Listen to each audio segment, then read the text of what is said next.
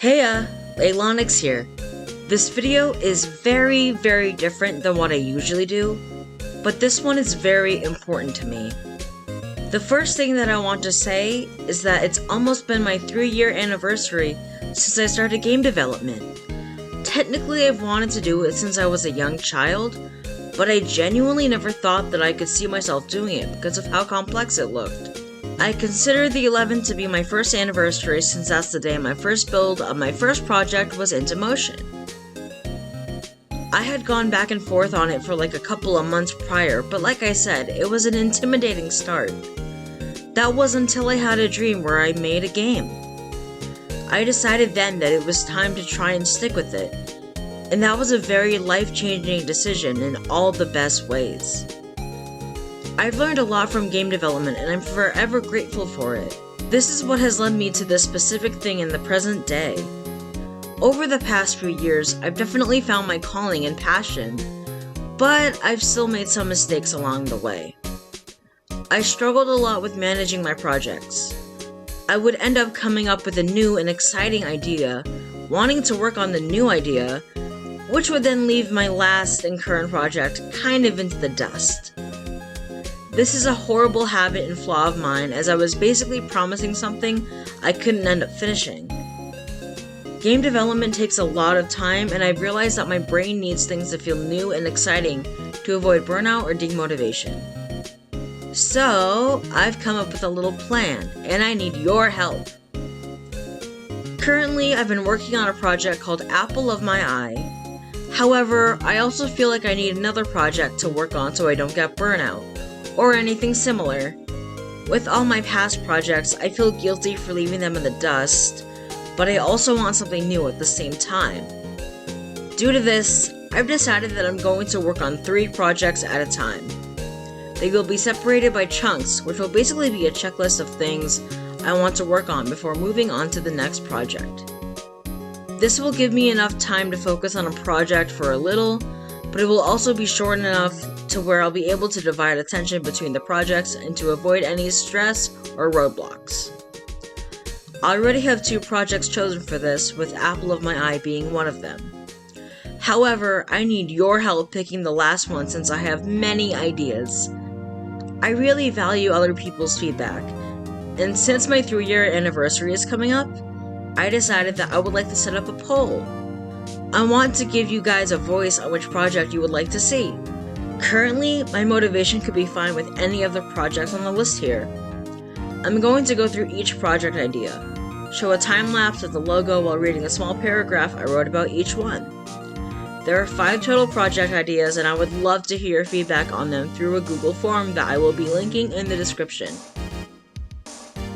I want to note that my motivation may change, but the plan is to start working on the project that has the most votes. I'm going to state which project I will choose so you will know and to be fair to your opinions, but I won't share the fine details of how many votes each project has gotten. With that out of the way, I'm going to start talking about these projects. I have a Google Doc that has some information on these projects as well if you would rather read through it. That will be linked in the description as well as the actual poll. Without further ado, let's get started! What is Coffee Cafe? Coffee Cafe was my very first project. It was my starting point. For a while, I was wanting to become a game developer. I actually had an idea beforehand but got too intimidated by the process to even get started. But a couple months later, in February, I had a dream where I made a game that had a pretty girly and bubbly theme, and it was based around a coffee shop. I had worked on the project for a while, until I finally put it on hiatus due to having better ideas in my eyes, as well as having some trouble figuring out where I had left off with very poorly done scripting. I want to clarify that I do not want this project to be voted for if it's only due to the fact of nostalgia or that it was my first project to work on. If you were going to vote for Coffee Cafe, I trust that it is due to you liking the concept and idea. What is Coffee Cafe about? You, the player, are celebrating your 13th birthday. Your mother gives you some spending money to do whatever you please on your special day. After visiting Coffee Cafe for the first time, You realize that there is some competition that is leaving the cafe to fall behind on bills, therefore they are in danger of shutting down. There's a myth that there is a village full of magical creatures. Coffee creatures, of course. It is said that whoever can find these creatures will be blessed with great luck and will be rewarded with specialty coffee recipes for their village that cannot be found elsewhere. The scary smoothie is what's driving customers away from the coffee shop. They have a reputation for not being eco-friendly, but people are drawn to their smoothies and the trend that is following them.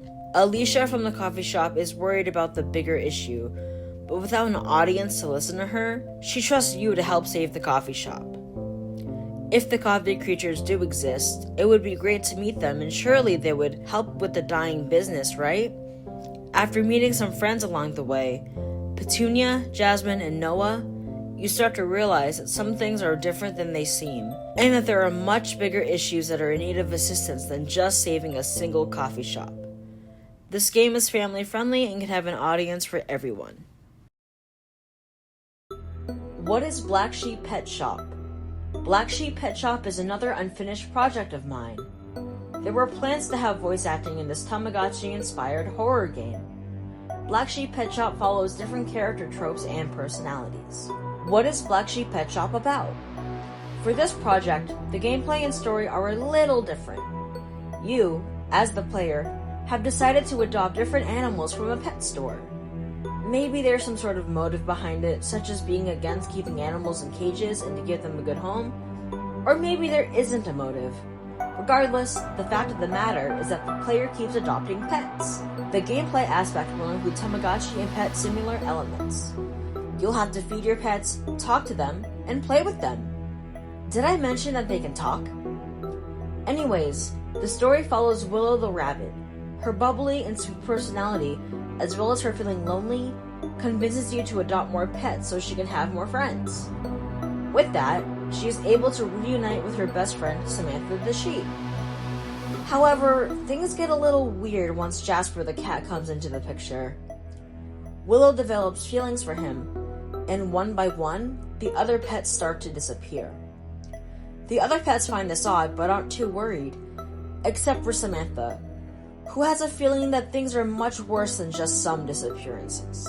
This game would be for mature audiences, as it will include blood/gore, mature language and themes, etc. The project is heavily based on the yandere trope with Willow and Jasper's relationship. What is Shades of Grey? Shades of Grey is a project through the eyes of a colorblind protagonist. Most of my art is very colorful, so the idea of this project is to have everything be in black, white, and gray as an artistic challenge from what I usually do. What is Shades of Grey about? Despite his disabilities, Naveen was an ordinary college student. He studied hard, worked on his education, all while going to his regular doctor's appointments for his vision and hearing. Naveen is both colorblind and has trouble hearing without his hearing aid. Naveen didn't mind this or care, as it was normal for him, of course. However, this all changed one day. His little sister, a sweet child who would light up the room, got diagnosed with a terminal illness. Hospital visits quickly became the norm, and as her illness progressed, the family was destined to stay at the hospital for a good long while. Naveen's parents grew tired of this, and left the burden of taking care of their daughter. They ran from their problems and forced Naveen into a caretaker role, which made him have no choice but to drop out of college. Sometimes he blames himself. Why were my parents more patient with me? Why did this have to happen to my sister? She's just a little girl. These questions and responsibilities have taken a toll on him. He is exhausted, but he still tries to keep a brave face for his sister. After being in the hospital for a while, he's gotten to know the different patients well. In fact, his best friend is a girl his age. Her parents work at the hospital as doctors and are trying their best to help his sister. With some drama and factors in play, will Naveen be able to take a rest under all the pressure? What is Forgotten Stars? Forgotten Stars is a project heavily inspired off of zodiac signs and their elements. I personally really enjoy astrology, hence the idea for this project. What is Forgotten Stars about? At the very beginning of the game, you are able to choose a zodiac sign that you were born under. This can be done by inputting your birthday or by manually choosing a sign. You, the player, were born and raised on a small planet, and you were pretty sheltered from Mother against the world. Mother had a secret. She would use a warp to watch over the stars and other planets. However, she made sure to let you know that it was dangerous for a young child. Being curious about it one day, you decide to go near the warp. Mother finds you before you can leave and she gets upset. However, a mysterious and powerful force sucks you into the warp. With all of its energy, the warp ends up shattering and disconnecting your home planet from the new world you will enter. This new world is separated by different elements: fire, water, earth, and air. Each section is ruled by 3 characters, all based on a zodiac sign that falls under that element. For example, the air realm is run by Gemini, Libra, and Aquarius, while Earth is run by Capricorn, Taurus, and Virgo. The 4 elements live in disharmony, but they have come to an agreement to lead their separate lands without crossing each other's territory. This rule has been in place for thousands of years, until you show up. Despite which sign you choose, you have the ability to visit the different areas. This causes a lot of distress within the signs as they try to figure out where you are from. Maybe there's some history between them and Mother that ties you into this new, strange world. What is life in the void?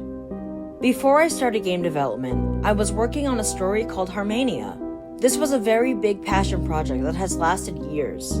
However, with the way the story was written, I was always unsure of how I would turn it into a game project. It would have been more fit for an animated series with how I wrote it. So the entire thing has been at some sort of standstill. I've thought about it, and I really like the dynamic between 2 of the characters, and I feel like their dynamic can be used for a game project. I decided to go for the idea. I had some worries about Harmania as a whole. However, I knew that progress on Otherwise wouldn't really come together as a game for a while. The idea for this project is to have some character backstory / development before the events of Harmania, or for it to take place in an alternate universe. Huge props to you if you remember when this project was being worked on. What is life in the void about? Being the god of death already has its downsides.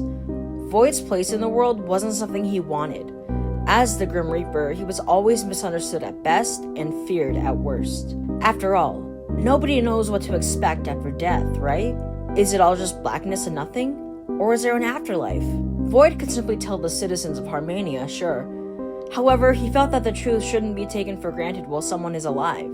Life is sacred, and if someone were to know that there was an afterlife for certain, they wouldn't want to learn and grow from their experiences, right? This uncertainty was never really an issue for Void. He knew the truth as he was a god. The others were not. Day-to-day life went on. Things were as they should be, until Cry showed up. Cry was an angelic being. They radiated divine energy. They were certainly another god. Despite being a god, something was different about them. Something that only Void could see. Cry was the god of life, but that wasn't the issue. Cry would grant immortality to those in Harmania, leaving it nearly impossible for Void to bring souls into the afterlife when it was their time. This led to some overpopulation. But Cry was selective too. They would only grant immortality to whoever they wanted, leaving those who weren't chosen to worship Cry in hopes of living a long life while fearing Void. This wasn't right. There was something wrong with Cry. Void could feel it, but there wasn't anyone who would ever consider listening to him. It was pointless. Void was terrifying in their eyes, and despite his genuine and kind nature, that fact would never go away. Until one day, Planet showed up. The player. Planet was another god to add to the bunch, one that could travel through different worlds and planets.